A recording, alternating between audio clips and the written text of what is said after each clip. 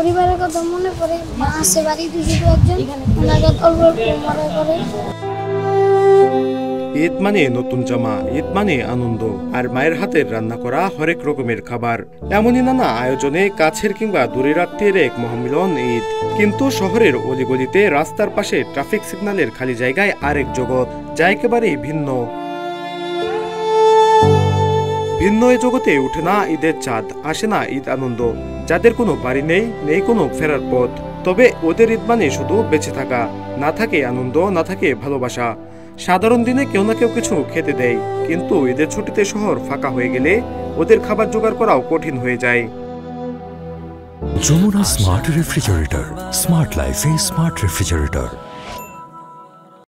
রাস্তায়, ফুটপাতে, রেল স্টেশনে বা বস্তির কোনো গলিতে, যেখানে একটু মাথা গোজার ঠাঁই মেলে, সেখানেই দিন কাটে পথ শিশুদের। ঈদের সকালে যেখানে অন্য শিশুরা নতুন জামা পরে আতর বা সুগন্ধি মেখে যায় নামাজে, সেখানে ওরা বসে থাকে খাবারের অপেক্ষায়। ঈদের দিন সারাদিন কি করো?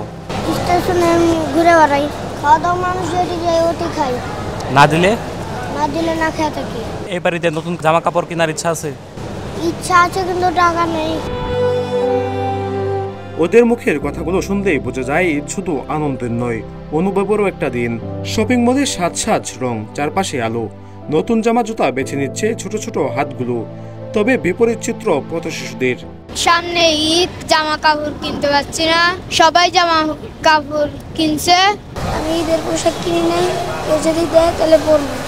ঈদ এইভাবে কাটাই দিই। পরিবারের কথা মনে পড়ে। মা আছে বাড়িতে শুধু একজন, ওনার কাছে হালকা অল্প অল্প মনে করে। কালে ভদ্রে এই পথ শিশুরাও পান নতুন জামা ও খাবার।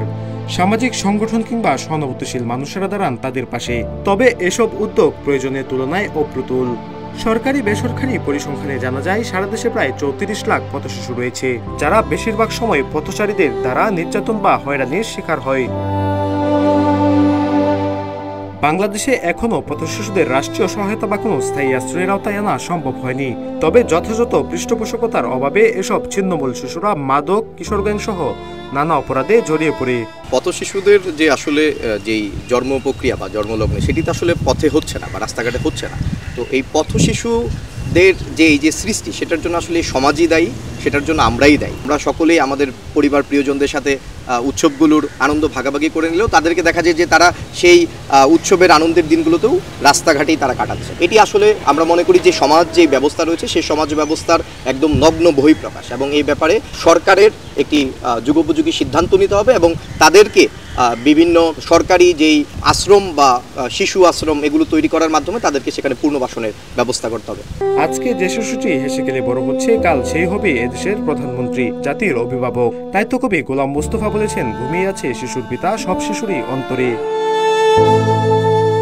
দেশ জুড়ে যখন ঈদের কেনাকাটায় ব্যস্ততা, তখনও এই শহরের অলিগলিতে ছড়িয়ে ছিটিয়ে থাকা এরকম হাজারো পথ শিশু জানিয়ে না ঈদের নতুন পোশাক কাকে বলে। তাদের কাছে ঈদ মানে ক্ষুধা, অপেক্ষা আর উপেক্ষার। কমলাপুর রেল স্টেশন থেকে আলসাদি, ইত্তেফাক।